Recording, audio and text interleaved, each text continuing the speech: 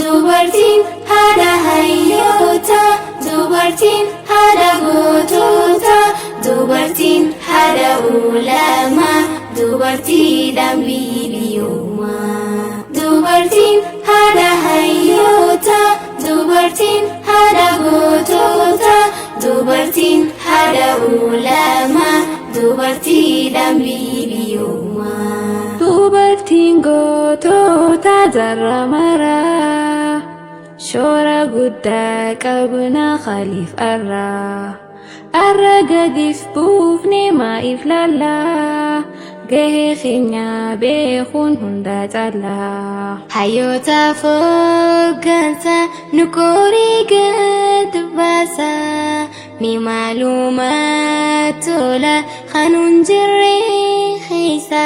Shoorri dubartiidha kashlabbummaa diigee kunoo arraa gahee jarraa hedduu fiigee. Oqtii fuuldura deemin dhaabbatini, abdii biyyaa si ta'uun dagaatini, fageeffadhu himma kan gabaabsini, jabaadhu ciimi abdii hin murini.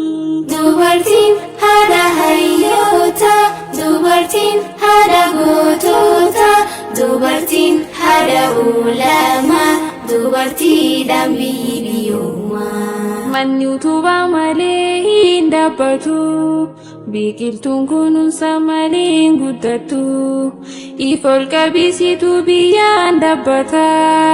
Ati yoo gaddistee amanatee eenyu badata.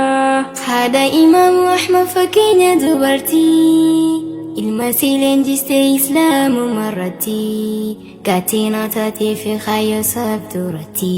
Guddina biyyaatiif yoo fiites nageenya, guddina garaarree dubartiidhaan keenya. Hawaasa keessatti dubartiin fakkeenya, isiidhaan bareetti sinibtuun yaan keenya. Dubartiin haadha hayyoota, dubartiin haadha gootota, dubartiin haadha ulamaa, dubartiidhaan biyyoomaa. Kan islaamaaf wareegamte wareega yaaroo jalqaba, Sumayyaa Ummuu Ammaarii namoota quubanii qaba. Haadha mu'mintoota beektuu islaamaa durii, Aishaadha beekii tala Abaabakarii. Loltuu jabduu yeroo jihaadaa fi lolaa, isiinis dubartii fudhadhu mee khawlaa. Dubartii islaamummaa qeebaltee tursiite, Khadijaa ta'uusi kan dimboo ursiite. Dubartiin haadha hayyoota, dubartiin haadha gootota, dubartiin haadha ulamaa, dubartiidhaan biyyoomaa. Dubartiin haadha hayyoota, dubartiin haadha gootota, dubartiin haadha ulamaa, dubartiidhaan